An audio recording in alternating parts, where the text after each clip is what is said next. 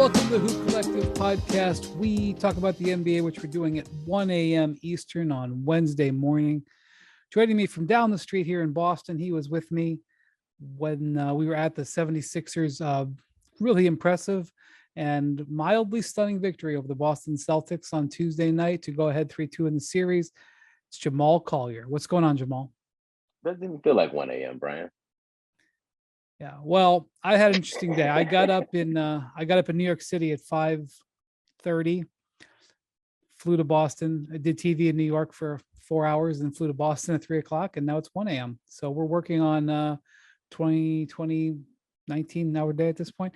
Anyway, joining us for 5 a.m. In New York again. My flight to Philly is at 7:30, so it should be interesting.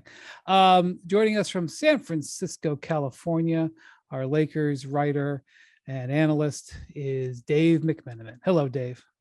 Hey, Brian. What a shining example of work ethic you are setting for all of us. Yeah, he's being condescending. Dave is one of the hardest workers we have as well. Not condescending. I'm not condescending. I'm teasing. That's fair. You always are teasing someone. We're on a deadline right now, and this is an unusual deadline. Dave only has like 50 minutes left before his computer automatically does an update. Yes. 52 minutes and 12 seconds. We may have like 46 before I just fall asleep. So. Well, what would happen if this was a game night, Dave?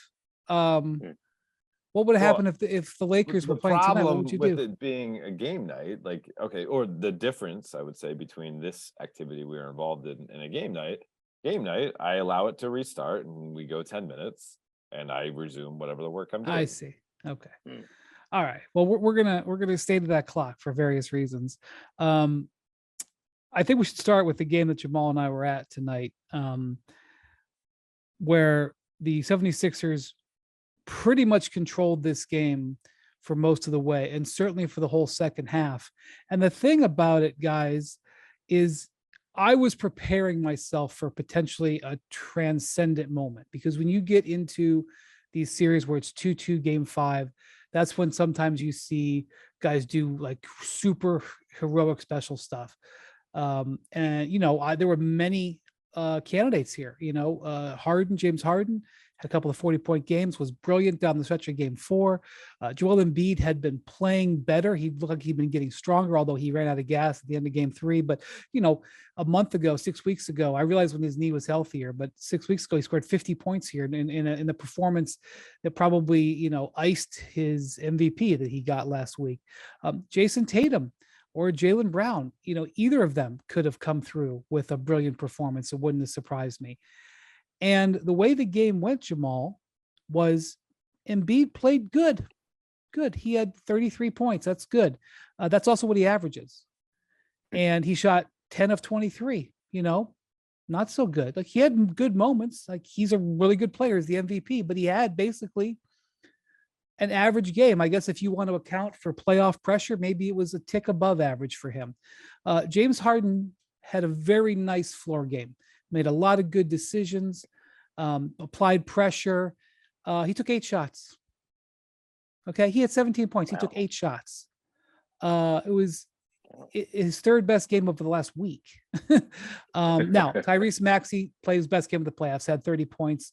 Definitely a difference maker, but it wasn't like that performance was like, oh my God, thank God they had Maxey. They just flat out beat Boston, Jamal, and you've been covering the Celtics in this round, and this is not what I expected. I wouldn't have stunned me if you told me Philly won, but I didn't expect it to go this way. It's like a wise philosopher, once said, you can't play with your meat. And the Celtics, I feel like, well, you can. Celtics. Oh, Brian. I mean, if you're Boston, though, this was just a stunning kind of just no-show from them in this game. And, they kind of chalked it up to just a bad game. They didn't shoot well. Philly's defense, I thought Embiid, you're right, he was good. He was a good player, but defensively, you probably really felt him more in this game than you did in other games this series. But Man, if you're Boston though, you got to look at this and say you lose that game one without Joel on the floor and have some late game execution fumbles. Obviously, game four and the way that went down and the two chances you had to win the game and not getting a shot off in overtime.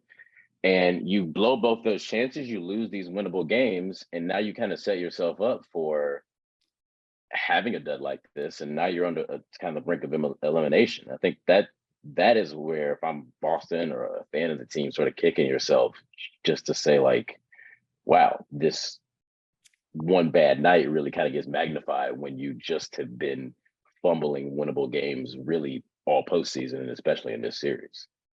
Dave, you're from Philly. The Sixers haven't been to the conference final since 2001. Iverson's MVP year. They reached the finals that year against the Lakers. They've been there once since 85. So this is crazy. Big moment here for the Sixers. It's been a long time since. And it's maybe the best team, best position team, maybe, because I don't know, the team that lost to Kawhi with the buzzer beater in game 7, bounces 4 times on the rim with Jimmy Butler, who's been the best player in this year's postseason and obviously led the Heat to a finals appearance since then. I'm not ready to put them above them, even though that team has Ben Simmons, and we know where Ben Simmons is right now. But this is a team in an NBA season where there's no clear-cut best team that is trending in the right direction, has the MVP, has a former MVP in James Harden, who clearly seems like he has something to prove here, and the right mix of role players where Harden takes a discount. You get to bring in a guy like PJ Tucker, Daniel House Jr. with a nice game tonight. In a big it was moment. a Lonnie Walker-esque performance from Daniel House. A stunning. We cannot cast it. I mean, Lonnie Walker needs to breathe a little bit with that wonderful game 4. We already can't have someone else take his headline. As far as shock value, though, right? A game you didn't see coming. I think I'll put it on the same level. I think we talk about these two guys against the dynasty. Come on, man. Come on. Well, okay, it wasn't on the same level, but it was the same concept. An unexpected guy who was out of the rotation stepped in and played really, really well. 10 points in 15 minutes, 5 rebounds. But this Sixers team is setting the city on fire. I literally landed in San Francisco like 5:15, met some family friends for dinner at 6. I was watching the game on my phone, had my phone in my pocket for 20 minutes or so while I was a active dinner guest. Had 65 texts. 65 oh my God. From family and friends back in Philly that were out of their mind that the Boston Celtics just lost game 5 at home. And now the pathway is open for the Sixers to be in the Eastern Conference Finals against either the 5th-seeded Knicks or the 8th-seeded Miami Heat. They're already ready to have Broad Street have a parade. Well, I'm just going to say, now I'm not giving them another win just yet, just to be clear. But in case you don't realize it, and I'm sure all of Philly does, the Sixers have home court if they advance the rest of the way. They have the best record. If they eliminate the 2 best teams with the best records left are Boston and Philly in that order. So after not having home court in this round, which they've now got because they win game 6, they at home they win. They basically have home court the rest of the way here because they have home court in this round now, and then they would have it in the conference finals if they advance, and then in the finals, no matter who comes out of the West, they would have it. So that's one thing. One of the things I think that was happening tonight for Celtics fans was that they were recalling last year in the same round, in the same spot, game 5 at home. They played Milwaukee. It was 2-2. And in that game, they had a big lead. I can't remember, 14, 18 point lead. And Giannis kind of walked him down, had 44, something like that. And Drew Holiday made 2 great defensive plays right at the end of the game. And 3-2. And I remember, I think Jamal, we were on the same flight. Or maybe not. I remember a bunch of us were on the same flight, and we landed early the next morning in Milwaukee, and people had already had it was before noon, and people already had Bucks and 6 signs But all out yeah, over this there. And then Jason Tatum dropped 46. I would say the best game I've ever seen him play. I don't know if he'd say it's his best game, but I think it's his best game. And they win. And the concept of maybe the Celtics needing 7 games, because, this team, they lose home games in the playoffs. They just do. It's something that they've done a lot in the last 2 years. They probably like, hey, listen, it's no big deal. We know that we kick games sometimes because our team has focus issues. They won 2 game 7s in the Eastern playoffs last year, including one on the road in Miami. And so I could see the Celtics fans going, it's a disappointing, and now we have no margin for error, but that's when the Celtics play their best. And that's a reasonable thing to say. And I have to acknowledge that it could go that way, because the Celtics have already won this series. In this series, they already won once in Philly. But I'm just going to say that there's a significant difference between this year's Celtics team and last year's Celtics team, even though it's 90% of the same personnel. This year's Celtics team, and it was completely on display tonight, is just so heavily dependent on the 3-pointer. That is what Joe Mazzulla has brought to this team. He has talked throughout the year about math and about how vital 3-point shooting is, and getting up more than your opponent and making more and all that stuff. And it's served them very well many times, but they are heavily dependent on it, way more heavily dependent on it than last year's team was. And so, like this game, they were poor from 3-point range. They, I think when they pulled all the starters, they were 9 of 33. They threw in, I think, 3 3-pointers at the end that actually boosted their percentage to like 32%, but they were down like 25%, 26% before that happened. And Bontemps has been tracking the stat all year because he covers the Celtics quite a bit. They're 34-2 when they shoot 40% or better from 3, basically untouchable, because they shoot a huge high volume. And that's not that surprising, although 34-2 is a pretty awesome number. They're 29-28 when they shoot under 40%. So they're an average team when they do that. And that's their bellwether. Last year it was the 16 turnover number. When they had less than 16 turnovers, they were 13-2 in the playoffs. When they had more, I think they were 500 or worse. And so this is not the same team. And one of the things that's going on here is that last year, Ime Udoka was a defensive first coach. And the Celtics had the number 2 defense amongst all the teams in the playoffs last year, just behind Milwaukee. And frankly, I'll give them sort of de facto number 1, because Milwaukee got sent home, and the Celtics had to keep defending for another 2 rounds. Okay. And Milwaukee played the Bulls in the first round, which, helped those numbers out. Fair point. Right now, and I don't know if the numbers have updated from this Denver game, but I was looking before the pod. They're 10th in defense in the playoffs. They do have the number 1 offense. Okay. The number 1 offense, but they're 10th in defense. And so, like, when you ask Joe Mazzulla, I don't know if I'm just getting to know Joe Mazzulla, being at his press conferences and stuff. But the thing about it is, Jamal, when you ask Joe Mazzulla questions about defense, he a lot of times answers offensively. So, for example, in tonight's game, the Sixers posted up Embiid a lot. They've had some struggles getting it to him on the elbows. The Celtics have denied it a little bit, so they posted him up more, and it was effective. Joel got the ball in positions where he was in solo coverage, and he got to the line 11 times. And that's how he can shoot 10 of 23 and still score 33 points, because he was at the line 11 times, and I think he made 10 of them. And he goes, yeah, that's what happens when you, can't play transition more. So that's what happens when we're not scoring, or something like that. And I was like, wow, that was an offensive answer to a defensive question. So I mean, that's just... let me interrupt just one brief second. Like, that's totally fair and within bounds to make that point. The Lakers are right now, and maybe we'll talk about Lakers this pod when we're. We will. It depends on if we have time. If the clock doesn't we're strike. At 39 minutes, 22 seconds. Oh. But the Lakers recognize when they play the Warriors that they don't keep pressure offensively on them, that they are going to allow the Warriors to get into their flow offensively on the other end. So, I mean, you have to give Mazzulla at least that he's not talking out of his backside to make that point. I agree. I'm just saying the guy focuses offense first, and the team plays offense first. I Nothing think wrong with that, Brian.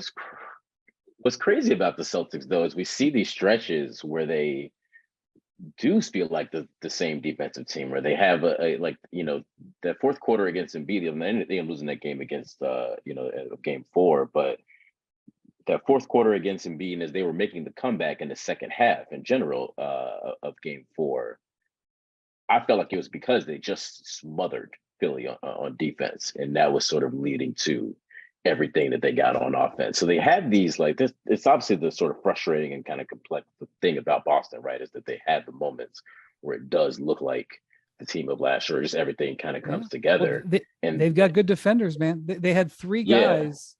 They had 3 guys get all defensive votes. Jalen or Derek White made the all defense second team. Marcus Smart, who was last year's defensive player of the year, he just missed second team. And Jalen Brown got votes.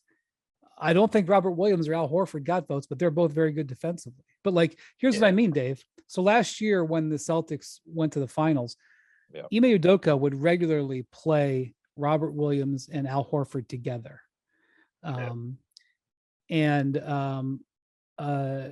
Al Horford would play on the ball defense, usually with the bigs, and Robert Williams would play sort of center field. He would have the weakest defender, and he would just cheat, or weakest offensive player would cheat off him, and he would roam, sure. And he was awesome. And the guy's an absolute devastating weak side help defender, especially just pinning shots off the rim, off the backboard. He doesn't play them together because he prefers to have an offensive based team out there. He wants to have an extra perimeter player. A lot of times it's Malcolm Brogdon, and who's been great, 6th man of the year, and he's been really good in the series. He doesn't play Grant Williams that much, and maybe that's a function of how Grant Williams has played. But last year, Grant Williams played 30 minutes a game in the playoffs because he was very strong, and they would put him against a whole bunch of different defensive players. Now he averages 14 minutes in the playoffs, and I don't think he even played that tonight. And if he did, it was just there because he was out there in garbage time. Yeah, it is funny, like thinking about, you said, the Milwaukee series, and in general watching the way that Williams were and Robert obviously was hurt through some of those, but they were so impactful for that team last year in their playoff run, and those guys like Rob Williams. I guess I'm looking at the minutes now. I didn't even feel he probably played some garbage time minutes that got this number up as high as it did, but. I also want to real quick just also shout out the Sixers and say that. I don't mean to. I'm just reacting to the idea that everything's going to be just repeated from last year is what I'm saying. Yeah. No, but I just kind of want to go back to the point earlier because I also am just kind of stunned at just that no show by the Celtics. But give the Sixers the credit just in like this series. You're right that they're playing with something to prove, and we've seen this team, these versions of these team like. A lot of the games that the Sixers would normally lose, right? The game 1 without Joel, they just have no shot, right? If they start losing that game 4, they blow the lead, all of a sudden you just could see the wheels spin off and they would fumble that game down the stretch.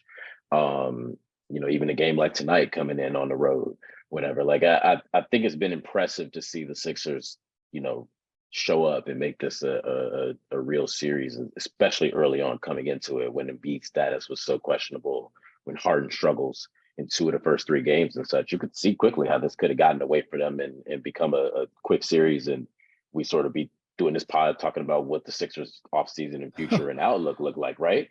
It's a real series. It's a real series. Yeah, well, right. But I just think the Sixers have this is, you're right, it's their best team and feels like their best shot, kind of maybe say that Jimmy team really. And like, I think that I'm impressed that they've sort of met the moment here and really put themselves on the brink of a chance to go to the finals. I don't want to make it sound like the Sixers didn't play well tonight. They very much did. Tobias Harris had his best game of the series. He was 16-11. I mentioned Maxey had 30. He has his best game of the series. And they had him in a sharpshooter going back to the regular season. He had he averaged like 10 points a game against the Celtics in the season. They just basically the entire way have been locking him down for him to finally break out. I'm sure you're talking about Maxey. Maxey, yeah. Maxey had the best game of his life. The best game in the biggest moment of his life. He had a good game when they forced the game 7 against Atlanta a couple of years ago. Ultimately, they lost game 7, but they won game 6 in Atlanta, and he was younger at that point by a couple of years and had somewhere around 20, and it was okay. That's a big time moment for this kid. But now that he's established himself, and he has to do that, for them to succeed. Yeah. That's a big Well, moment. yeah, the big thing for him was he hit 6 threes in this game. You typically think of Maxey is his ability in transition, where he's just so fast that he kills the other team in transition. And he did that a lot. But the way he won this game was 3-pointers, and a couple of them happened when Boston was trying to organize a run. Because one thing that did happen here, Jason Tatum for the second straight time got off to a really bad start. He was 0 of 8 starting off game 4. I think he was 0 of 6 starting off this game, but Tatum tried to force the action in this game. And he really got to the foul line. I think he ended up with 36. Yeah, it was kind of for 27 though. Yeah, inefficient, although he did get to the foul line a lot. And I will just say that one of the issues that this happened also in game 1, I don't think it's a great idea that Tatum takes 27 shots and Jaylen Brown takes 16. Jaylen Brown 9 of 16. I think that needs to be closer. Jaylen Brown has certain matchup advantages against the Sixers. He's had them the whole series, but Tatum, I think, has been a little bit dominant on the ball. Like I said, they're number one in the playoffs in offense. I mean, offense is not really their problem. Of course, their 3-point shot was off tonight. Yeah, but it's weird because Jaylen gets off to, it feels like every first quarter he's 6 of 7, 5 of 7, and you see it and it's like, oh man, like they really don't have an answer for Jaylen, and then they just lose him the rest of the game. I think, again, going back to that game 4, I think he had 3 shots in the fourth quarter in overtime. And for all the sort of, you're right, offensively they have been solid and their late game execution has obviously been under fire, but I still am looking at, they got to find him down the stretch. They got to sort of like find ways to keep him engaged throughout the entire game, because it is true. Just really weird that he sort of starts off usually hot, and he's spent a lot of time guarding hard and has been in some foul trouble a couple of these games as well. But they again just lose Jaylen halfway through these games here, and it seems like something that they need to adjust and fix. Yeah, and Al Horford also was terrible in this game, 0 of 7 from 3, and he, Embiid kind of let him go. They didn't punish Embiid for letting Horford, because Embiid stuck around the paint. He had 4 blocks. It did, and then here's the thing: when you take Al Horford out and bring Robert Williams in, it's a green light for Embiid to just stick by the rim, because not have to worry about Robert Williams. So anyway. This is a series that we've been waiting to see all year long. And the 76ers, who lost 3 of the 4 games in the regular season, probably should have lost, if not both game 1 and game 4, certainly one of game 1 and game 4. And yet they're in control. And that is remarkable. Dave, I really want to talk about Lakers Warriors. I don't want to overlook Suns Nuggets. I didn't get to see much of this game because Jamal and I were working. From what I can see, Durant and Booker stopped shooting lights out because they can't shoot lights out forever. And Booker actually went only 8 of 19 after he was shooting 70%. And Grant Hill on the broadcast was marveling about the way they collectively, him and Spiridius, were talking about the 28 points. I think he ended up with 28 for Booker, almost dismissing it. Like, Booker only comes up with 28 tonight. I know. That's the thing. Like, playoff game. I swear, like, I felt Embiid played an average game by his standards tonight.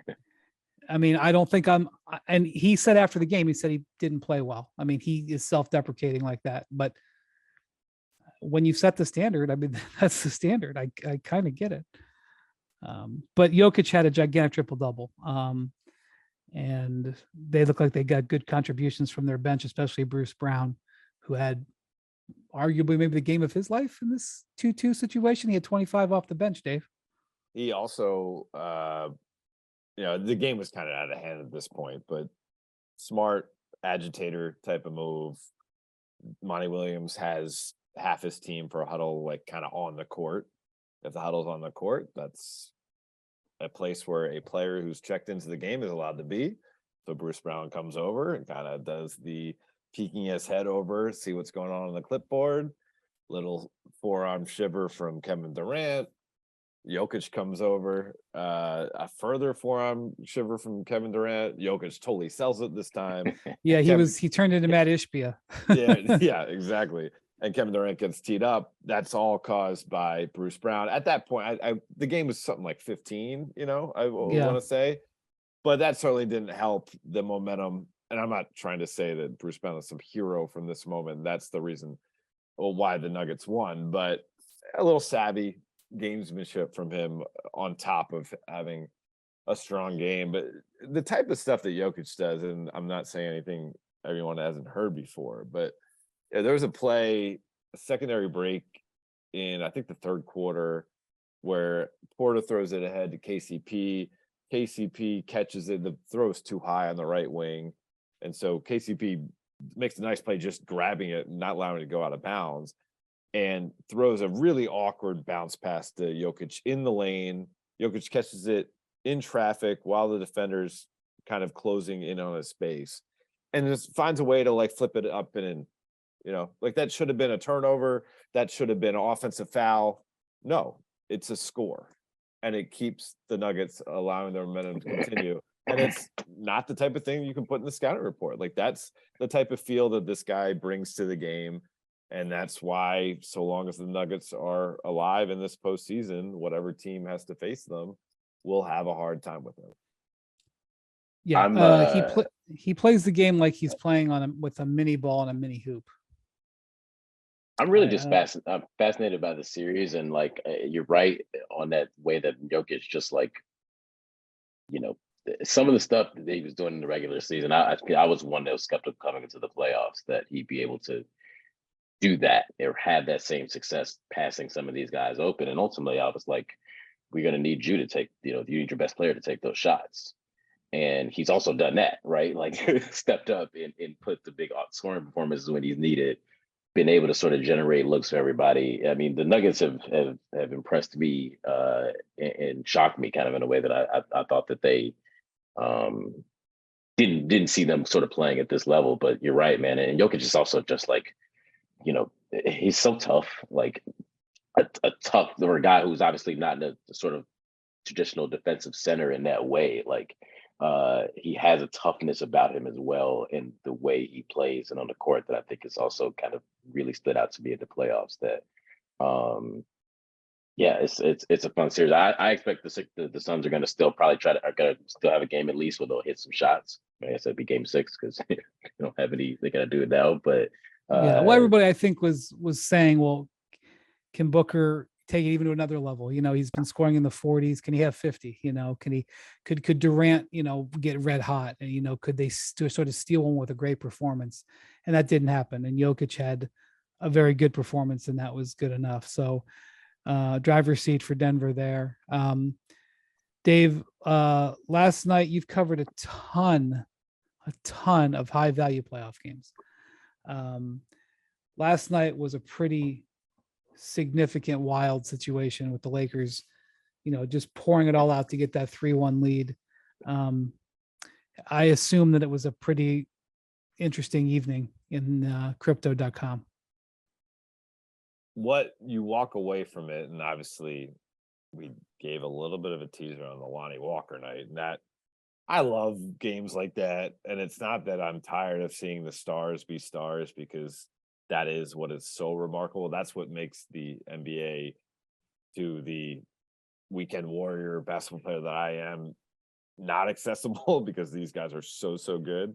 But then you see someone that has a very real kind of human drama playing out, comes to the Lakers, Lonnie Walker on a mid-level deal after performing kind of well for Sacramento, for San Antonio's first 4 years, and then kind of being dropped off at the curb, start to resurrect his career, could maybe see some big money coming his way. The Lakers completely overhaul their roster. He's at the end of the bench, and biggest moment of the season, he gets the call up and just is nails. And like the moment that finally they go ahead in the final 2 minutes, a pull-up jumper on Steph Curry, the 2-time MVP, the 4-time champ, just storybook stuff there. But beyond that, LeBron James his game and where he's at right now continues to be dissected, whether he's still the LeBron James of the past. They're down 7 going to the fourth quarter. In a minute and a half, through his sheer brilliance, he closes the gap. Perfect pocket pass to Lonnie for a 3. The type of pass where when you're catching it, you're supposed to shoot it. And, I'm Lonnie Walker. I recognize perhaps the greatest player of all time is giving me that confidence with this pass that he wants me to shoot it. So he makes it. Then LeBron runner, using his size and angles that doesn't have the explosiveness they used to have. Then he scores. Next possession, kind of drives baseline, ball fake, ducks under, nice pass in traffic, Anthony Davis. He turns around and scores. 7-0 run, minute and a half, tied game. Energy in Crypto.com Arena is off the charts. And now you're playing not even because now you're the crowd behind you for the final 10 and a half minutes of the fourth quarter. Those moments, he still can identify and dominate. And this Lakers team has now won 15 of their last 22 games. They're on a major tear, and no one in the league should want to face them. What I like about, like you said, LeBron, and he obviously doesn't have it, in the totality like he had it years ago, but I feel like he looks like a guy who understands that he's got just a chance for real to go to the finals here. And you're right, there's those moments, those times where he can imprint a game, a quarter, a run, or whatever it is. And it's really fun to watch, and it's especially fun to watch him have a supporting cast this good. Rui, winning him a game in the first round. Lonnie Walker having a big game. D'Lo Russell's been way better in this series than I thought that he had any chance of being. Not to mention, obviously, Anthony Davis playing this way. And like after Bron just dragged so many mid teams to the finals or the playoff runs, right, through the years, or at least less talented teams through the years. It's nice to see in this finally, I think people always talk about, obviously, like this would be the stage of his career where other guys would support him. And it feels like the Lakers have found that mix of it where they've got a cast and these guys are all stepping up at different times to really support what LeBron can give you at this time. And he still can give you that kind of extra gear when it's necessary. I'm a certified stick in the mud. I hear a coach talk all about offense and I wonder about it, like with Missoula. But that's where the game is, I don't say I like to see, I'd rather see offensive based game, just to be clear, but like, I believe you have to win at the highest level with defense, and the Lakers defend. Anthony Davis just gives teams such problems defensively. And the entire Warriors game plan, but like a big part of the Warriors game plan is just let's try to move Anthony Davis so that we can have a chance, because he is so all encompassing. And that's what they did after the trade. They defended, and they have different guys that they can put in different roles. They move Jared Vanderbilt all around. Okay, some nights he has a big role, sometimes he doesn't. Austin Reeves is, his ability to do different things at different times. Like they are ability or his hillbility. I began to believe in this Lakers team, about mid-March, that they could do something. And you guys know that I am not prone to Lakers love. I banned Lakers talk on this podcast a year ago because I felt that it wasn't worth talking about them with where they were. And I clearly, if you've listened to this pod, did not ban Lakers talk this year because I was very interested in what they become. So I am not, first off, this series is not over. I want to be clear about that. I agree with that. But I am not stunned that the Lakers are doing this. I'm not even really surprised. I might think that they might not be able to get through Denver if that's the series that happens. You're gonna but pick Denver. You're gonna pick Denver against I the don't Lakers. pick anybody. I don't pick anybody. Oh, That was close to a pick, I Brian. just That was hedge that was a around the idea. Well, kind of a listen, pick. man. Maybe or I maybe can not. say that I think the Celtics are a more talented team than the Sixers. I can make that fair assessment and then say, but I don't know how the series is going to go. I think Denver might have a little bit more than the Lakers, but You think Denver inspires fear in the Lakers locker room? No, nobody. The Lakers aren't afraid of anybody. Of course There not. you go. There you go. Well, Yeah, but I feel like a lot of people are giving the Warriors, and the Warriors, right? Like I also give them a real chance of coming back, but almost more being down 3-1. Outside of it would be hilarious if they came back from 3-1. It would be, right? 3-1 jokes, and I think that like for that reason, I at least want this to get to a 7. But the Warriors, I feel like, man, they've been telling us all season to be kind of just who they are. And it's such a feels like a less good version, the less, than the peak version of them. And Steph is still playing at that level and playing at Steph's still awesome. And the rest of these guys have sort of just taken a step back. And it's been whatever 9 years that they've been on a run here. And, I don't know, I would be totally stunned if they did it, but man, I don't know. I kind of feel like the Lakers are going to wrap this up. I guess that's a prediction, though, Brian. I don't know. Wait, you think they're going to win in Game 5? Maybe 6. Maybe the Warriors will have one more thing. But I do think the Lakers are going to one of these next 2 games. They'll know that this can't go to 7.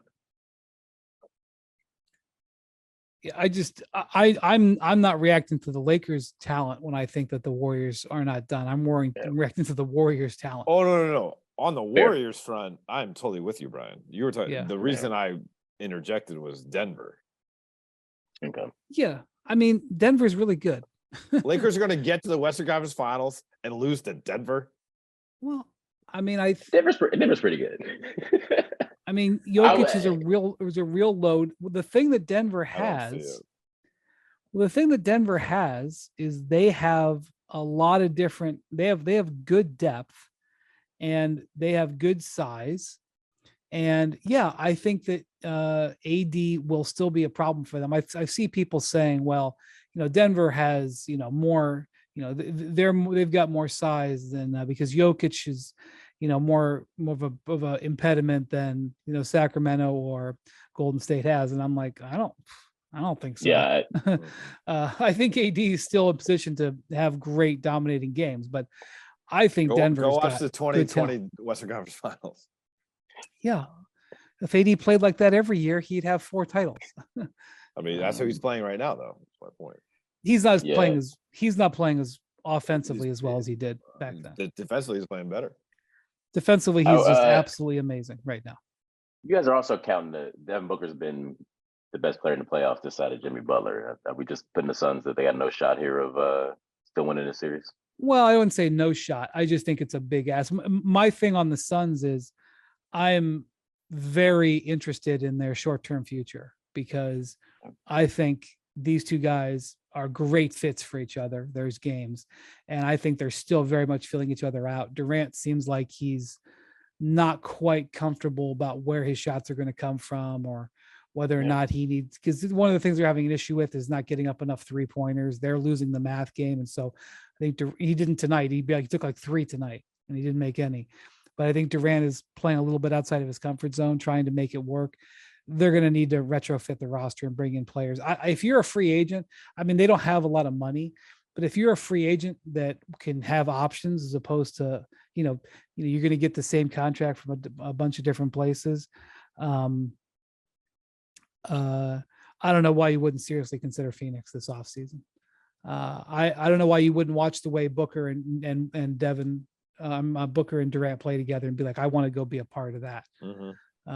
So I think if you're a Suns fan, you should be really excited about the next season to 2 seasons. And, if you take the loss in this round, it's disappointing, but I wouldn't let it ruin my life. I would be really excited about what they have. That's what I see in Phoenix. But, I admit, Booker could score 47 again. He's had 2 47-point games in the last 2 weeks. Why couldn't he do it again? Of course. But I think Denver is very formidable. Tim McMahon's reporting that Chris Paul basically saying he's trying to play game 6, which knowing the competitor that he is, not groundbreaking news, but how do we feel about that? Is that a help to Phoenix at this point, considering everything on the line there, if he's not 100%? I mean, here's the thing about Chris Paul. I've been on Get Up this week. I'm sorry, First Take this week with Stephen A. And he's been like talking about how he thinks that the Suns are better without Chris Paul. And I just disagree. Because they, for no other reason, they just don't have that many players other than Durant and Booker who are playmakers who can do stuff. I just think that, even if he's a diminished capacity, he's a value add. Well, see, that was going to be my like if it's Chris Paul not at 100% or a limited Chris Paul, then I don't love it. But if he can give you something, and if you but if you're going to put Chris Paul in there and you're going to play him, I'd say probably won't throw him back to the 40 minutes he was playing before. But I don't know. I don't know if I would be eager to disrupt that rhythm if I didn't know Chris Paul could be close to 100%. I would give him They've only got 2 players in rhythm. Fair, but I don't want to mess up Booker's rhythm right now. Yeah. Terrence Ross made a couple shots tonight. About time. Yeah. Okay. All right. But played Chris him, Paul back in. You're right. Yeah. No, I mean, listen. I know it's a shoulder is vastly different than a groin, but in 2021, Chris Paul couldn't lift his arm above his shoulder in the first round against the Lakers. Gutted it out and still made plays. So I think I'm with you, Brian. I want him out there. I'll take whatever he can give me. I'll trust that he, being a team guy, will do whatever he can to help the team. And if he feels like he can't help the team, because that was the deal that Monty and him spoke about in the 2021 first round, was they had an agreement. We look at one another and we both know that you're not helping the team. You got to come out. More Hoop Collective podcast after this. For the ones who get it done, Grainger offers high-quality supplies and solutions for every industry, as well as access to product specialists who have the knowledge and experience to answer your toughest questions. Plus, their commitment to being your safety partner can help you keep your facilities safe and your people safer. Call, click, Grainger.com, or just stop by. So before your computer resets or updates, 11 minutes and 47 seconds. I want to get your opinion of how you think this Lakers series will play out from now on. Lakers Warriors. I have the utmost respect for Chris Paul, Steph Curry. Wow. And Chris Paul, Steph Curry. And I just no way I see him losing this game in game 6. So that's my game 5. Wow. No way. Steph Curry. It's very late and we're working working a lot at home. There you go. So you give game 5 to the Warriors, and then the Lakers better take care of home in game 6, where they have not lost to crypto between the play-in, the first round, and the second round thus far. And I think they do win in 6. That sounds reasonable to me. I don't know how you feel about it, Jamal. Yeah, that's where I'm at. I think that again, the Lakers, I think LeBron, AD, those guys will know that's the game. Again, you can't let that series get back to 7. Let 3-1 lead start talking. 6 is going to be their game to sort of sell out for it. Again, I do think the Warriors are going to have one more shot to sell out for game 5, and I think Steph will do something incredible. Steph will probably keep doing something incredible. I think I can bet on that. Yeah. I mean, I would just say that Clay has not played well on balance in this series. He played great in game 2 when he hit 8 of 11 threes. How'd you like that Sasha selection? I did not like it. I can send you a link if you really want to know. Listeners, if you've not seen the tape, you gotta go. I just couldn't believe how brain dead the Warriors went as a collective. Them and the Celtics are the 2 most experienced teams. Probably, I mean, they had LeBron, I guess. I know, but the Celtics. Total, yeah, but the but Celtics. Both of them have been playing. But both of them are just playing silly down the stretch. Well, the Celtics are kind of known for playing silly down the stretch. They lose their focus, and That's true. and That is their gimmick. that's one of the things that happens to them. They just keep. I mean, the last 2 years, I think they've lost like 5 or 6 home playoff games. I mean, it's hard to lose that many playoff games. But it's you're surprised. You're surprised when the Warriors. Okay, look, everybody can make a mental error. I mean, it's basketball. But the fact that they made a bunch in a row. Now, JJ Redick got on me today on First Take, where he was talking about the play, sort of the Warriors' last possession, where they tried to run the play into the corner, the hammer action, which Dave, I remember when the Cavs started running it, you wrote a big story about hammer action, which is named after Darvin Ham.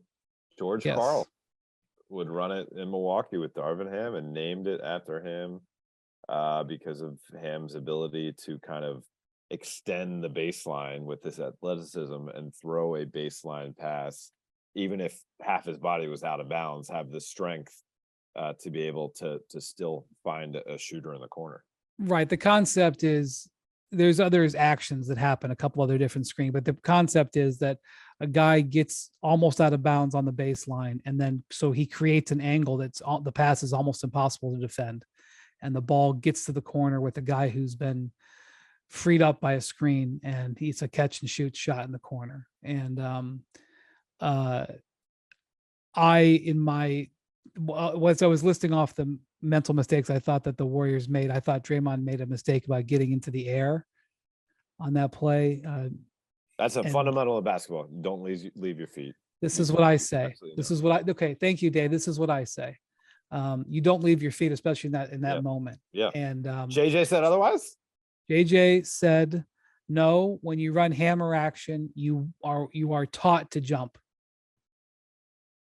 On that specific action, I'm not dismissing his point there, but the fundamental beats the action. There's a reason why you don't save the ball under your own basket. Like that's a fundamental rule of basketball. Because you get deflected and then there's a bucket for the team. Same thing. You leave your feet. Like Kobe Bryant, I covered him for 6 years. He's top 10 player of all time. I loved covering him. Incessantly would leave his feet before making his decision. It would lead to turnovers. Right. Because you are in a position of weakness. Well, anyway, it didn't work. It didn't work out. And there's the casual point from LeBron to AD. Like, nope, you go there. And then turnover, game over. I mean, we talk about LeBron's ability to think the game. He sniffed out the play, and they blocked Clay. And, I mean, look, Dave, you and I have seen. I mean, I maybe I don't remember. I don't know if you've seen it, but I've seen LeBron like post game while he's icing or getting dressed or whatever. He'll be watching a game on TV and predict what's going to happen. And I'm not talking about, there's going to be a pick and roll. Like he will be. I remember. I don't remember the exact teams. I wish I could, but sitting in Cleveland post game, and he's like putting on his socks, and there's a game in the final seconds, and there's a side out of bounds play, and LeBron like predicted the exact side out of bounds play this team was going to run. Yeah, like he's saying who's the guy going to be inbounding the ball, who's going to be defending the inbounder, who they're going to set the screen on, who's going to get the initial inbounds pass, what first option is, and what they ultimately go with. And it's been cool covering him now for a while, and then covering new teammates that he gets, and then seeing them recognize who he actually is versus who they have read about or seen, or and actually processing how he processes things. D'Angelo Russell, who I think is, not he marches by the beat of his own drummer a little bit, but I think he's a thinker. That's one way to put it. It's been interesting to hear him. Well, you said it, not me, but it's been interesting to hear him kind of recognize the guy he's playing with. And I've said this for years about Phil Jackson. I think part of Phil Jackson's success is he was interesting. And the NBA season can get monotonous and boring and overwhelming, and just have an interesting person can keep people's attention. I think LeBron has that same kind of attribute. And one of the very interesting parts about him is his ability to process very quickly the game of basketball and disseminate the message in a digestible manner. I once did a story about LeBron's incredible memory. Yeah, I enjoyed that story. And I remember talking to Chris Bosh about it, and he remembered, like, one of the first weeks they hung out together, they were watching an NFL game, and like a guy broke up a pass or something, and he was like, "Oh yeah, that guy went to Colorado State or something." And Bosh was like, "Okay, all right, maybe you know the players, maybe you even know some intricacies of the game, but he like, how do you know that a safety for the Indianapolis Colts went to Colorado State, didn't go to Texas, wasn't on national he was like he's blown away by that kind of stuff. So that was a really key play in the game, and LeBron running that play. Not only that, it wasn't just Anthony Davis guarding the action to block Clay. It was also LeBron guarding Wiggins. Yes. I also want to say one more thing before we go, because I don't think this has been talked about. And if it has, I missed it. The Warriors almost pulled off an absolutely incredible moment there, because after all those bad Clay shots and Steph, sort of trying like a hero shot over AD, which I thought was a bad decision. They get a jump ball. Clay like runs over and gets a jump ball in the corner. AD should have called timeout. I don't know why he didn't call timeout. He made a great play, but they get a jump ball. And then the Warriors end up controlling the jump ball.